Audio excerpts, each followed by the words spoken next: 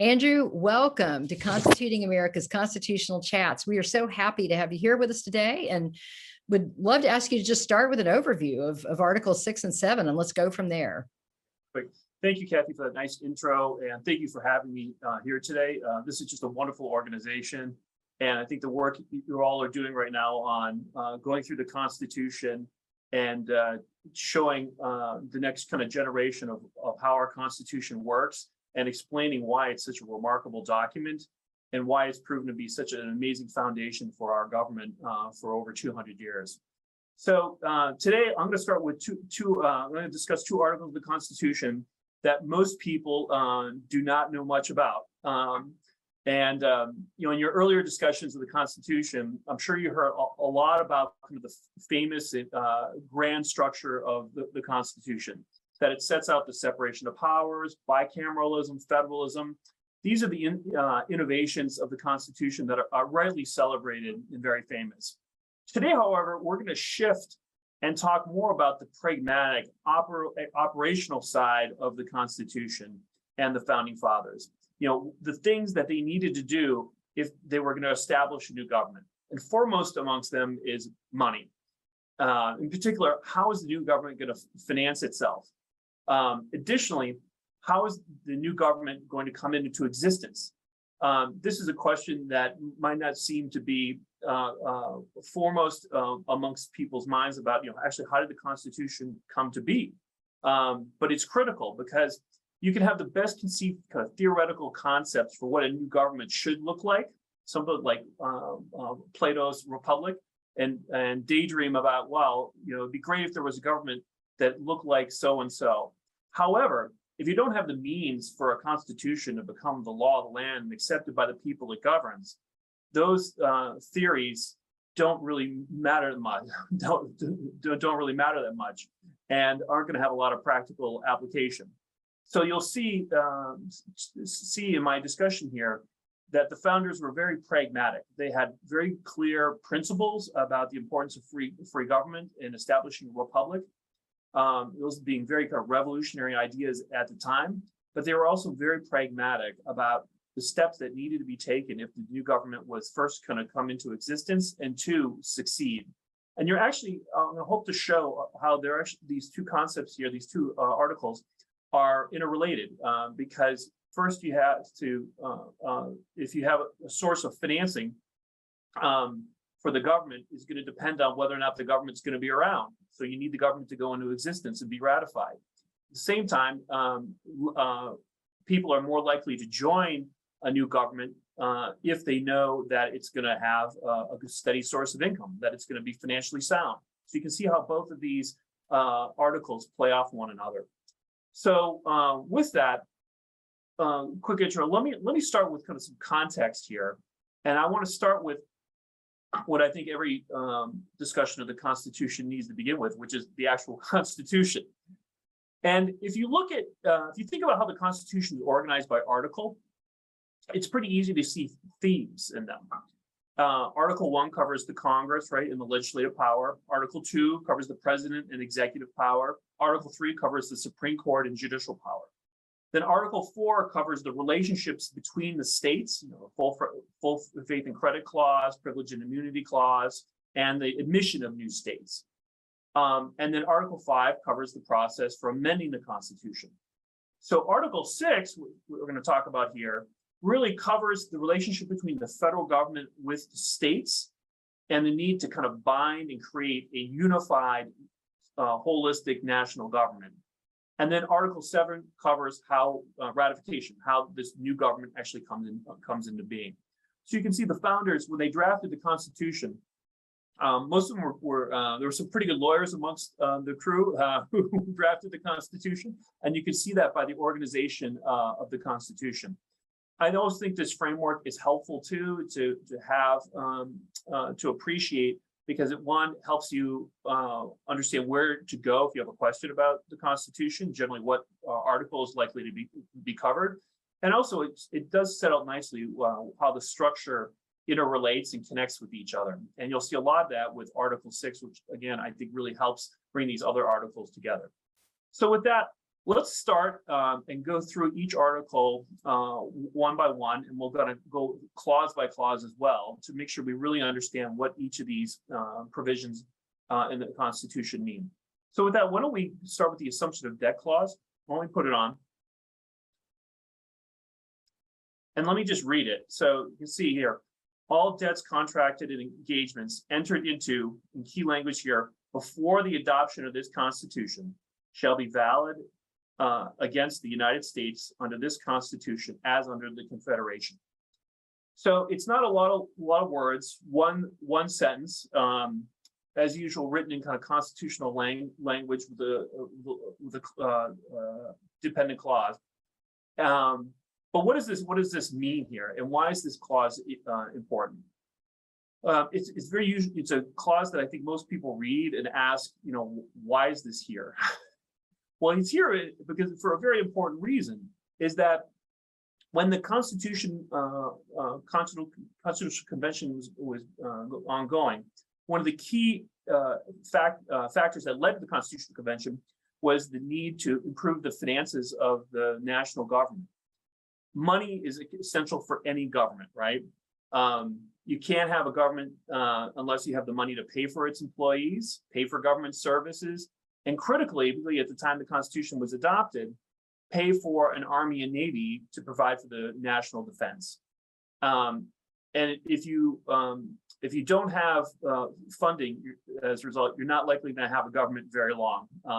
Remember, at the time the Constitution was being debated, the United States was a very weak country. It was relegated largely to the coasts of the Eastern Seaboard, and it was surrounded by much more powerful countries, like Great Britain, France, Spain, and these countries had, in the years past, engaged in several wars about who was going to control which territory. And if the United States didn't have the means to fund a strong army and navy, it would be very easy for one of these other countries or another country to come in and either seize territory from it or effectively make it a dependent country that wasn't independent. And the experiment in free government would be quickly over. So now governments historically here obtain funds from three sources, right? If you think about how are you going to pay? How do governments pay for things? They pay for things through 1, taxes, 2, borrowing, and 3, inflation, which is printing money. Now, during the Revolutionary War, the Continental Congress was very weak, and it had to largely resort to 2 sources of funding, which was borrowing. And they largely borrowed from domestic creditors, domestic lenders, but also from foreign governments and foreign lenders. And then about 2/3 of the war was financed by simply printing money. And that had caused horrible inflation and it really undermined the economy of the states, and put the United States in a very bad fiscal position in the wake of the Revolutionary War. And so when they found that after they finally succeeded in attaining independence, they quickly realized under the Articles of Confederation that they didn't have the means to really fund the government that they needed, the operations they needed to preserve the country. Now, the question here is that how do you get people to lend to you, right? I think you've already talked a little bit about how Congress can raise money through taxes, and that's a whole nother complicated area. But particularly for military purposes, governments has traditionally borrowed. So it was very important for the new government to establish its reputation as a good credit amongst lenders, as a country that would pay back its debts. Now, there was a lot of concern amongst creditors that the United States, when it came into being under the new Constitution, right, that there was concern that creditors would look to the new government and think, they're simply going to use this as an excuse to say the Articles of Confederation and the debts incurred during the Revolutionary War were not really debts that this government entered into, and so we're not going to pay those back. And in fact, other new governments in the past had decided to default on their debts and not pay it back, And you would see in other revolutions, the new governments would not pay back the debts of the old government. Most famously, when after the Russian Revolution, the Soviet Union declared that it would not pay back the debts incurred by the Tsarist government. So if you're a creditor or somebody interested in lending money to the United States, you're going to be very concerned about what their views are on paying back debt. And one of the best ways that the United States government could establish its credit amongst lenders would be to say, we're going to pay back the debt that was incurred prior to us coming into existence, because it was incurred to pay for our revolution. And by doing that, it would send a signal that the United States is a country that pays its debts and that it's a good country to lend to in the future. So this is an article that there hasn't been actually any case law on. There's not a single case that the Supreme Court has heard to interpret this clause, because largely it turned out to be actually pretty successful. In the years following the ratification of the Constitution, for anybody who's seen the musical Alexander Hamilton knows, Hamilton and under the Washington administration was successful in assuming the debts of the states under the national government, and then coming up with a mechanism, largely through the creation of a national bank and tariffs, to create the revenue and ability to borrow and establish the United States credit rating amongst lenders. This was critical and didn't happen fast.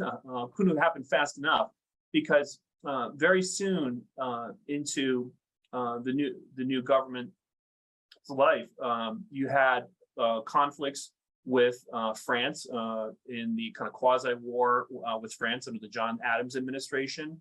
That required the United States to enhance its Navy. And in those days, sailing ships were very expensive and required significant financial outlays to produce. And then the War of 1812, during the Madison administration, the United States had to borrow significant funds to fund its war with Britain. So the concerns they had during the Constitutional Convention about making sure that the new government would actually have the finances, financial wherewithal to defend itself, proved to be very prescient and spot on. And if you can do the counterfactual, if the Constitutional Convention had decided, you know what, we're going to use this as an opportunity not to pay back those debts, what would have happened? Would the United States have been able to go out and borrow the money that it needed to defend itself against France and Great Britain just a few years down the road? So as you can see, that's a very simple clause with some pretty significant implications for the history of the United States. So let's move on to kind of the next clause. You pull it up and we'll just read it here. This Constitution and the laws of the United States, which shall be made in pursuant thereof, and all treaties made or which shall be made under the authority of the United States, shall be the supreme law of the land, and the judges in every state shall be bound by them. Anything in the Constitution or laws of any state to the contrary notwithstanding. So that's again another kind of a mouthful for one single sentence. But it's a pretty profound sentence. And this is known as the Supremacy Clause, because it effectively says that this Constitution and any laws by the national government bind the states, and supersede and preempt state laws that conflict with them.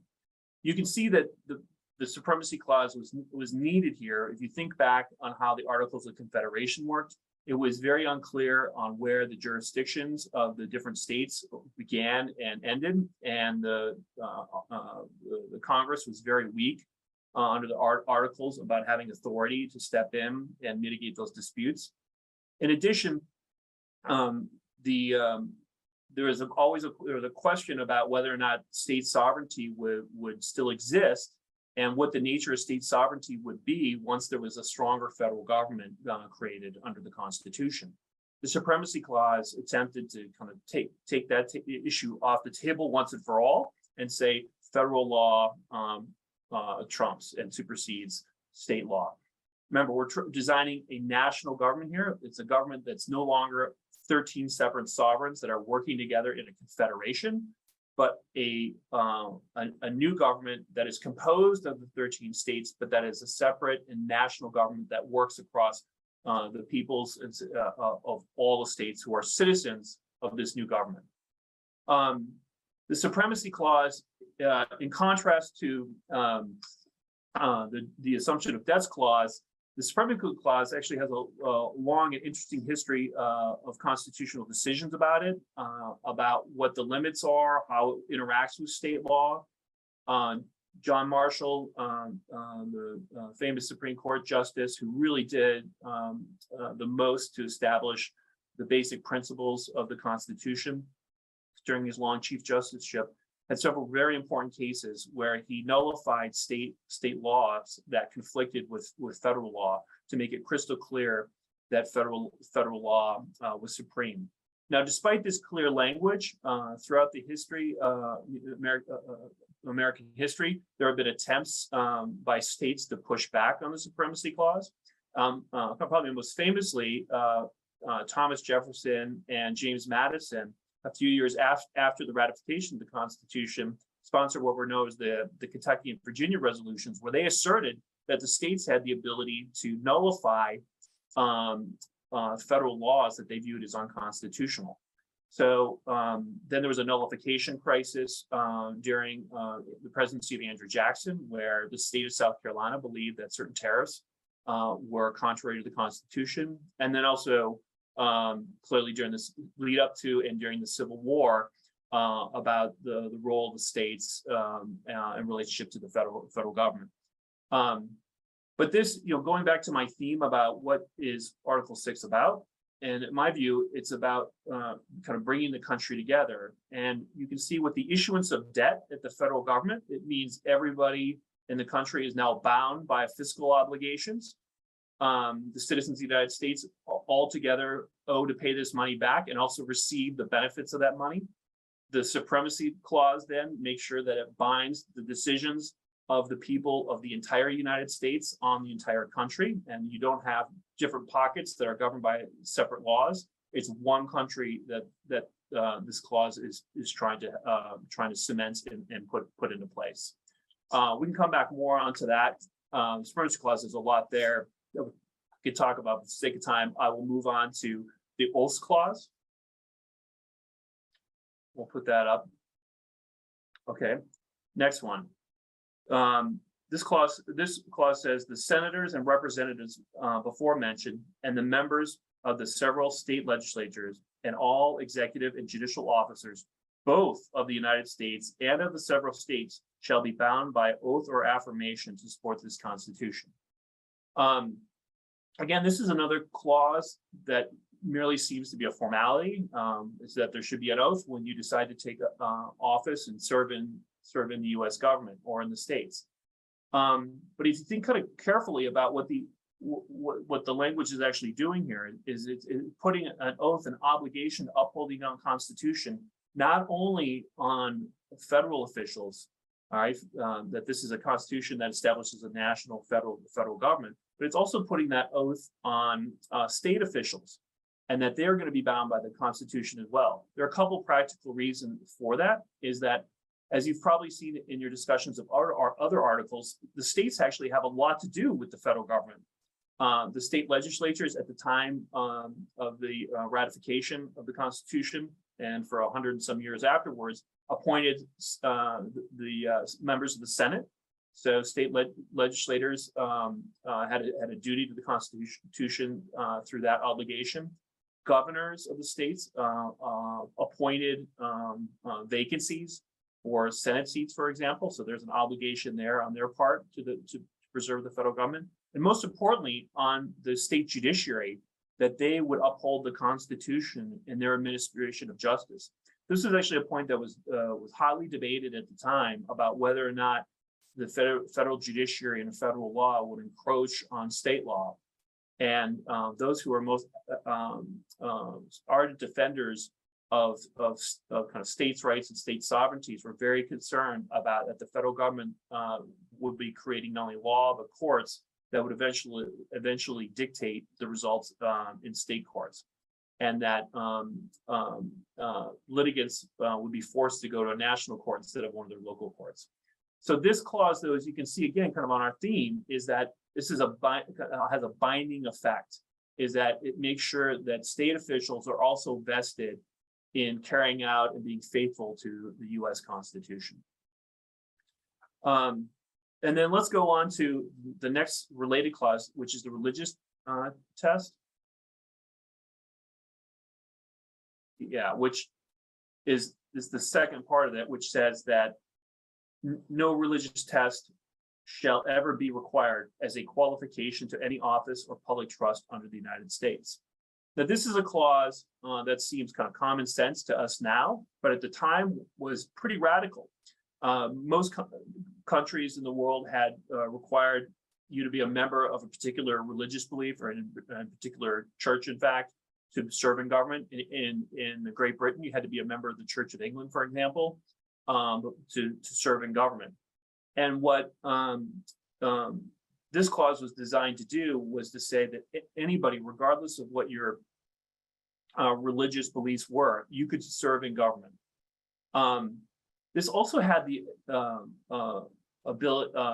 benefit, though, of also, again, binding the country together, because no religious sect would feel that the new national government would be out to persecute them, which had happened in Europe during the years of the religious wars, where different governments would persecute different sects to advance their religious beliefs.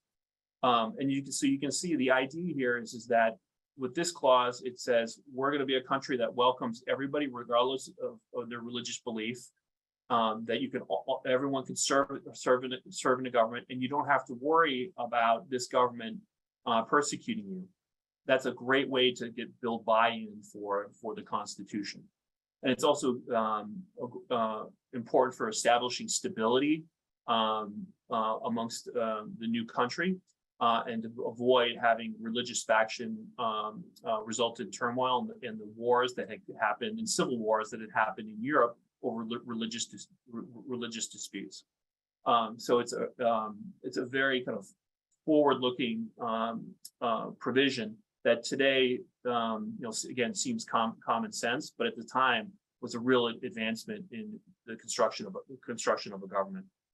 There was certainly at the time of this adoption concerns that if a country didn't have similar religious beliefs, that there wouldn't be unity and coherence to the country, and that wouldn't be a country that would bind together, particularly in tough times. I think we've seen over the history of the United States that proved to be inaccurate and false. And that, again, this really helped the United States avoid a lot of the religious conflict that Europe had witnessed. And we've actually seen Europe follow us now in the years since the adoption of this provision to the Constitution. So that's Article VI. Let's quickly hit Article VII, which again also is another section that it seems kind of common sense, but there's a lot going on here. So it simply says the ratification of the conventions of 9 states shall be sufficient for the establishment of this Constitution between the states so ratifying the same. Okay, now this provision, again, it seems very simple. It says 9 states, once they ratify this through conventions, or what it takes, 9 state ratifying conventions is all it takes to have the Constitution come into existence. But I think for the analysis here, it's like the appropriate first question is, why did they do it this way? Because there are other ways they could have. There are a couple of very strategic reasons, and this shows you where the founders were not only great, again, theorists about political science, and they knew their classics from ancient Rome about how a government should be constructed. But at core, I would argue that the founders were very good political minds and practitioners, and they knew that for this government to come in existence, they had to make sure they had a method for ratifying that would be effective. The first thing is you note here is that this clause arguably is the most radical in the entire Constitution, because the Constitutional Convention was originally charged to only come back with amendments to the Articles of Confederation, and instead they came up with an entirely new government. Under the Articles of Confederation, to adopt amendments to that to that document, to that government, you had to have all 13 states sign off. The founders recognized that was going to be a very a hurdle that would be insurmountable, and that they had to have a better process for getting this adopted. So one, they weren't going to go back and follow their charge. They're going to do something completely different. So it would be a little bit, you can almost imagine the conversation when after the convention, they went back to the Congress under the Articles of Confederation and said, well, you told us to do this, but actually we're not going to do that. We're going to do something else, and establish a brand new government. And that was really, again, I think one of the most radical parts about the U.S. Constitution and the Constitutional Convention. Now, deciding to have a new government is also complicated because, how do you get it ratified when you have these 13 states? The most logical place, actually, right, to seek to get the bill ratification or conduct ratification through would have been to submit it to the 13 states and have each of them have their legislatures approve it. Couple problems with this. First is each of those state legislatures under this Constitution, right, is giving up power that they have under the Articles of Confederation. So you're asking an institution to give up power voluntarily to this new Constitution. That's making your politics more difficult, to put it mildly. Second is, because bicameralism also existed prior to the Constitution, it wouldn't be just 13 bodies you needed to get it through, right? I think it was still the 26 that they would have had to gone through and secured ratification to get it through the state legislatures. So you're making your problem even more complicated. If you go through ratification through the states also, it gives the impression too that this is a government that was created by the states as opposed to by the people. And then finally, by establishing these constitutional conventions for ratifying the Constitution, it allowed for kind of the Federalists, the pro-ratification camp, to effectively out-organize its opponents in the elections for who would determine who would be elected to the ratifying conventions. And that's partially what happened. Now, that said, the ratification of the U.S. Constitution is one of the more fascinating and I'll say neglected parts of American history. The politics involved in getting it ratified through the different states was incredibly intense, sometimes comical, and certainly was something that could have gone the other way. Many of the votes were very, very close. And it was only through really sheer political will of the proponents of the Constitution and it's just exceptional organizing skills that they were able to get it secured. One of the other dynamics too that came to play was that requiring only 9 ratification conventions meant that once you had that 9th, it would create a huge incentive for the other states who hadn't joined to join. And that certainly helped. But what happened is that some of the larger states waited, and that was really the key. The key factor here was getting New York and Virginia to ultimately pass and ratify the Constitution. And they did it by narrow votes. And if they'd gone by probably popular vote even, they probably would have lost. In Rhode Island, which at first refused to do a ratifying convention, they submitted it to a referendum, and it lost something like 90 to 10. It wasn't even close. So the founders, you can see through this simple little clause, came up with a method that would make it clear that the people had made the decision to enter into our Constitution, that it was still a Constitution by the people, right? But it came up with a method that was practical for getting that input and making sure that the end of the day that there would be buy-in for what the ratifying conventions ultimately did. So you can see that politics ultimately is what got us the Constitution. And even though we don't talk a lot about Article VII now, the Constitution would not exist very likely if they hadn't come up with such a wise and well thought out means for ratification. So with that, why don't I just turn it to questions here, so we can get questions in before our time is up.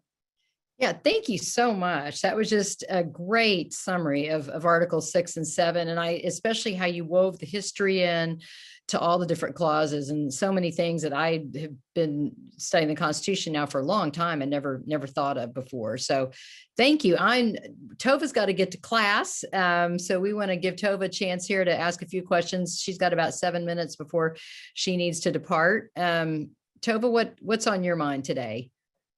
Yeah, thank you so much. This was very fascinating. You did a great overview. There's a lot to talk about, but I was curious about sort of this idea of federalism with regards to population, because when the United States was founded, the population was a lot smaller. And as it's grown, I'm curious your thoughts on how that affects the ability of federalism to be an effective form of government, especially as some states like California have huge populations compared to some of the smaller states. Yeah, how do you think that affects the overall dynamic?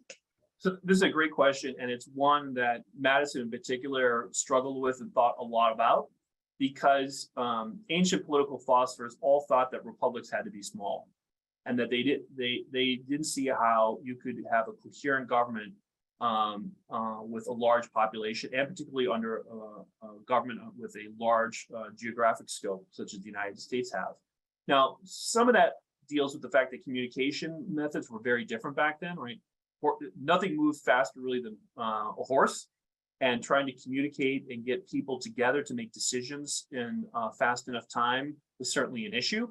But there was also the issue of kind of faction, and that if you didn't have a very tightly knit community for your republic, that eventually different sects and factions would emerge that would fight with each other, and that the republic would break down.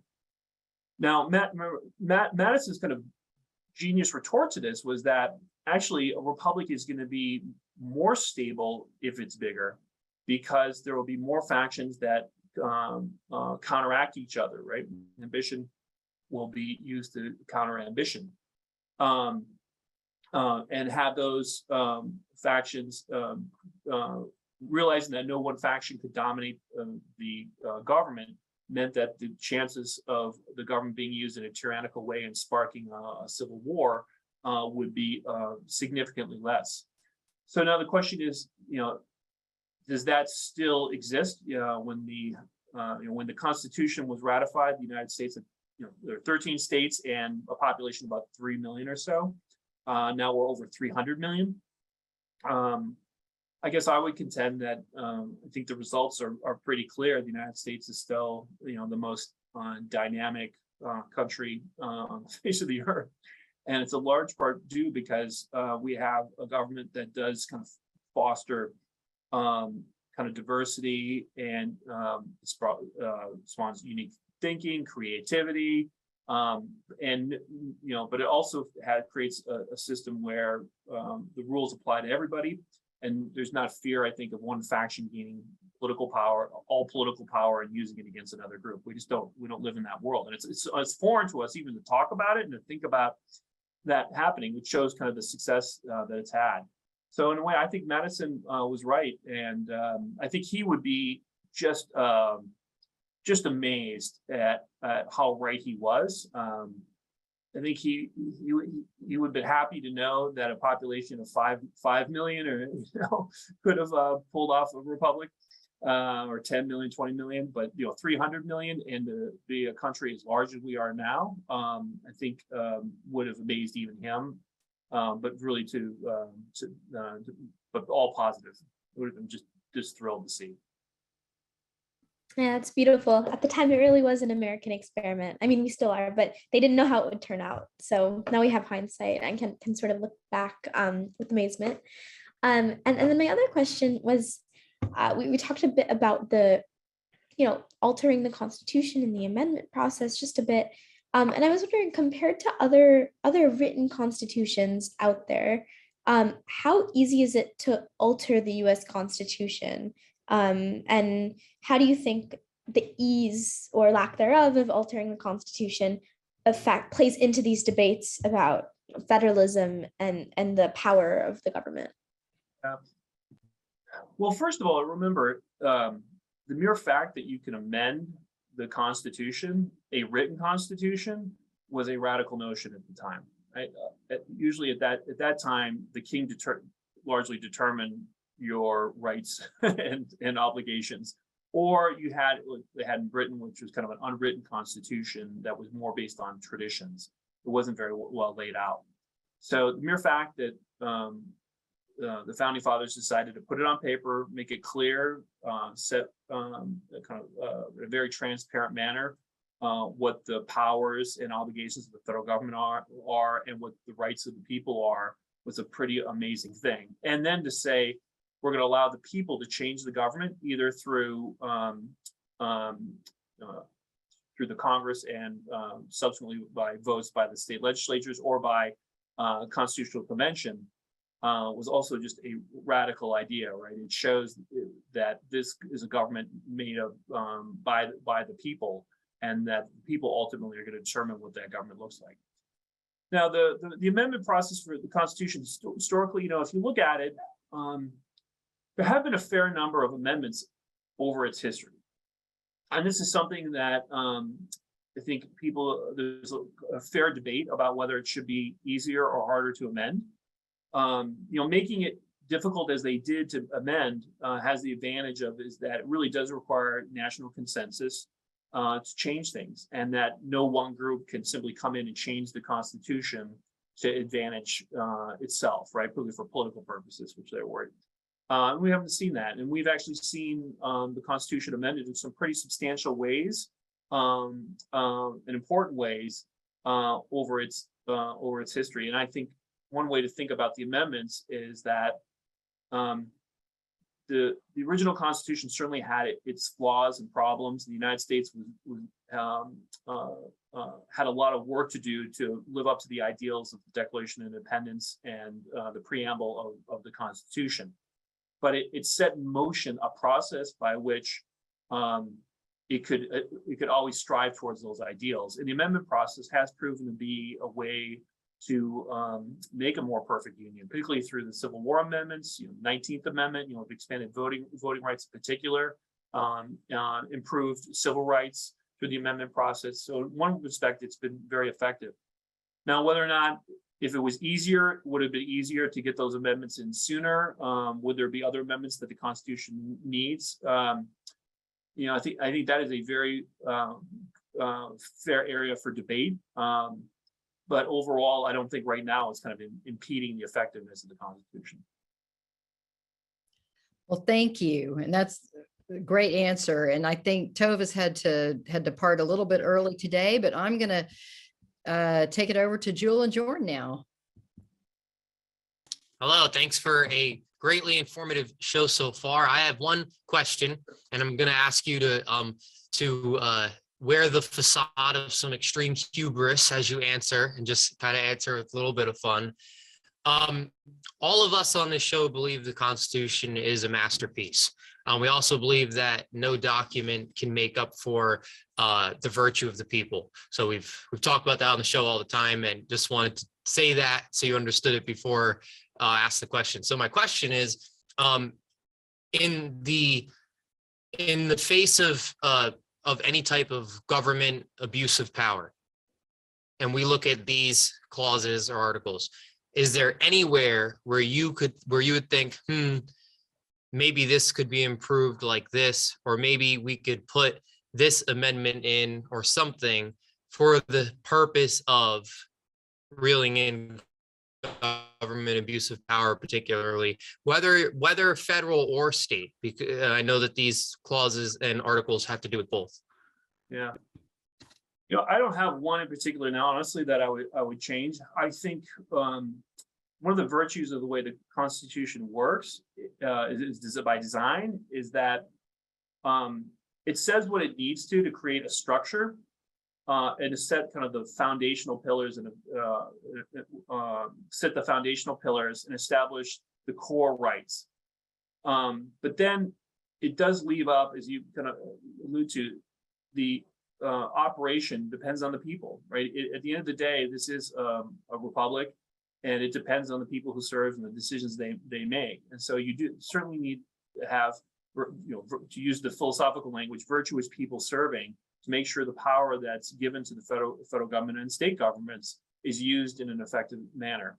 And the more, the way our system works too is that the federal government can counteract, for example, abuses at the state level. Abuses within the federal government can also be counteracted from within the federal government, right? We have the checks and balances, bicameralism. And so, virtuous people serving will have tools in which to counter these transgressions that they perceive, and throughout the course of our history, that's generally worked. The Civil War being a pretty big caveat to that. But if you look around the world, we have established a system that has been proven to be more durable and more conducive to unifying a population around some core beliefs and core principles for government. Well, and we did come back after the Civil War too, which is a big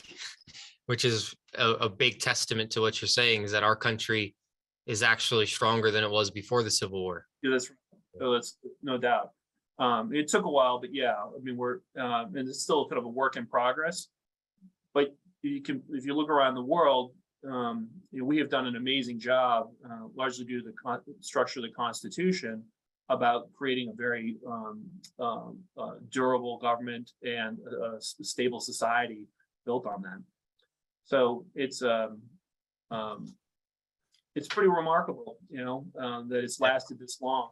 And if you look at other constitutions, they haven't, right? There have been a lot of constitutions that have had a lot of grandiose ideas. If you go back and look at the French Revolution, for example, which was attempted to be founded on similar ideas about free government and rejecting monarchy, but they really lost control of how to establish a practical government. And as a result, a few short years after their revolution, they ended up with a dictatorship. Right? That didn't happen in the United States.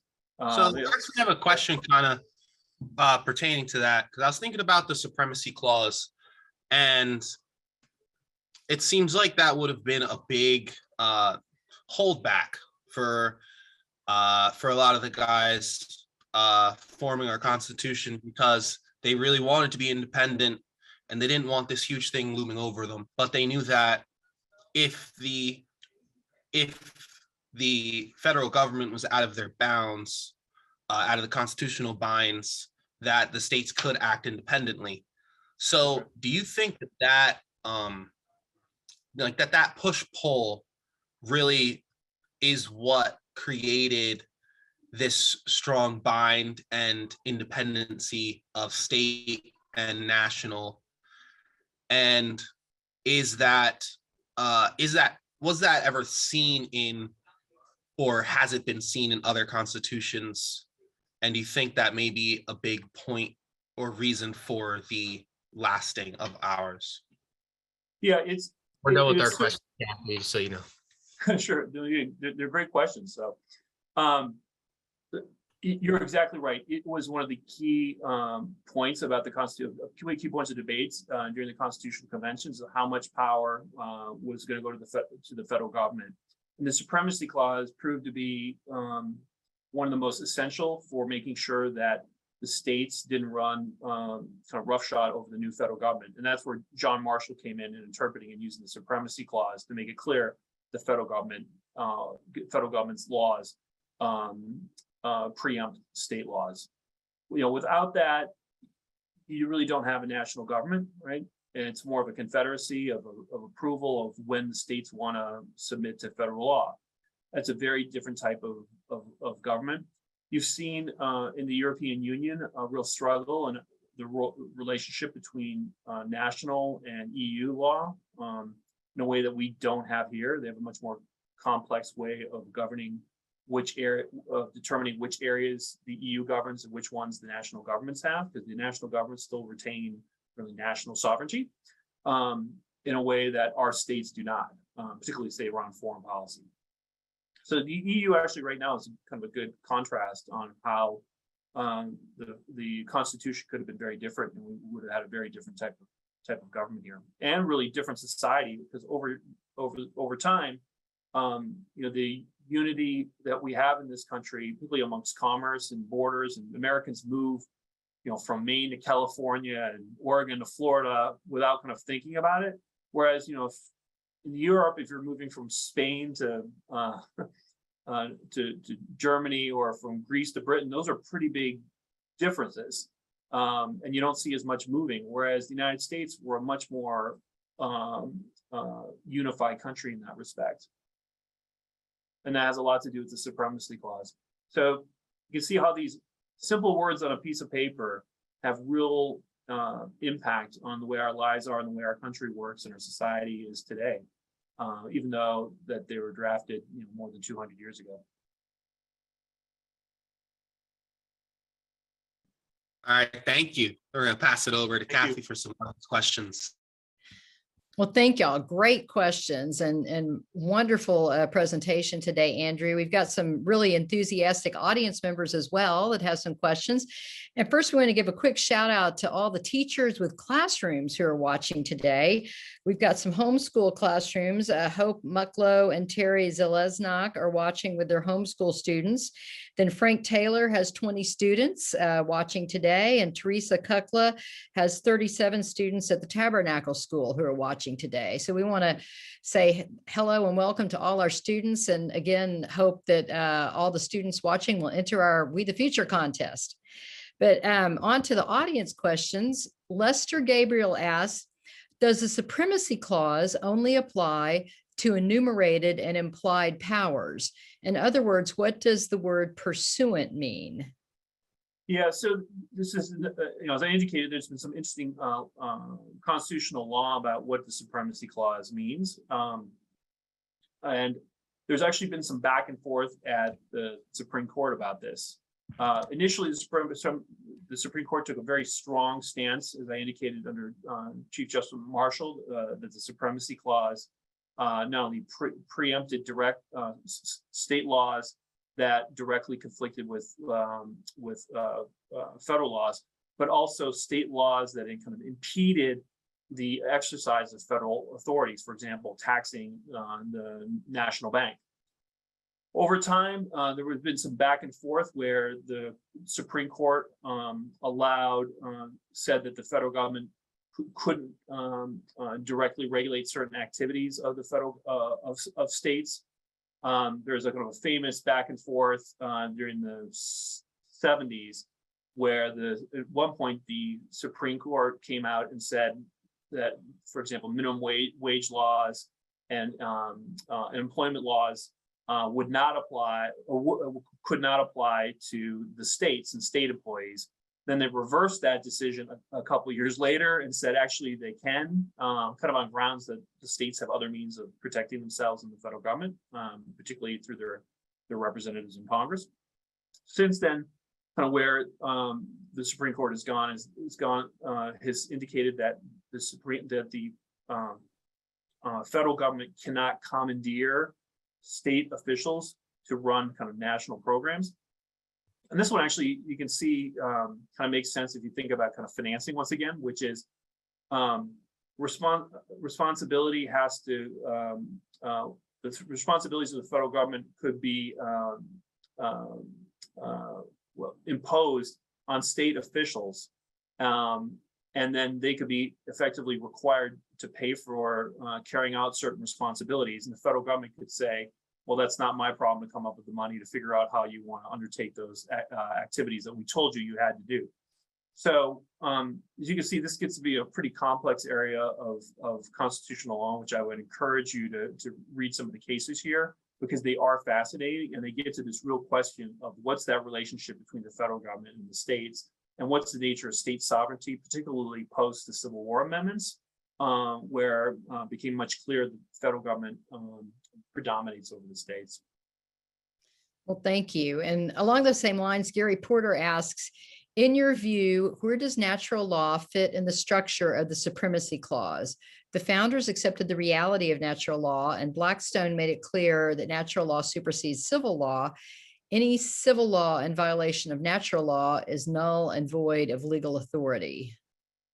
Yeah, so this is a great political theory question with real practical results. What do you do when, say, the federal government enacts a law that one views is unjust, and kind of to use the same phraseology, against natural law? And this is where kind of Jefferson would have come in and said that there's certain inalienable rights that no government, even a free government, can take away, and that's where we have our Bill of Rights, for example. So if a particular natural right is being abrogated by our government, what's to do? This is a long back and forth. One school of thought is that one should engage in the political process, right? As a free people, we have the ability to engage in change laws, and there's a long history of civil engagement to change unjust rules. There are others that believe that one should simply not follow them, kind of the tradition of conscientious objectors, who simply say, I'll bear the costs, go to prison even if in order to not comply with the law that I believe is unjust. Those are some of the traditions that we've had in the United States about how to deal with that issue. I don't think it's an issue that the founders ever fully came up with a great answer for on how to handle. I think they recognized the issue, and that's where the Bill of Rights came in, right? The original Constitution didn't have the Bill of Rights, and I think they quickly realized that a Bill of Rights would be an effective selling point for the Constitution, but also a way to empower the courts to protect those natural rights if a Congress and president decide to abrogate them. So additional protection for them. Well, thank you so much. We are right at the top of the hour, and so we are going to end on that note. But we want to thank you so much for being our guest today. And we lost Jewel and Jorn. I think they may have had a connectivity issue, but and we thank all of our audience for being on today, and all of the great questions and comments that came through with the audience. And we invite everybody to come back next week as we wrap up our last in the series. We're going to have Jeff Skakanga from the Ashbrook Center on, and he's going to be doing a wrap up right before Constitution Day, talking overall about the importance of our U.S. Constitution and just some really interesting aspects that we haven't covered in our series to date. So we hope you'll all join us for our wrap up episode. And thank you again, Andrew. We just really got so much out of your presentation today. Thank you for having me. This was a lot of fun. Well, thank you. We'll see everybody next week. Thanks. Bye-bye.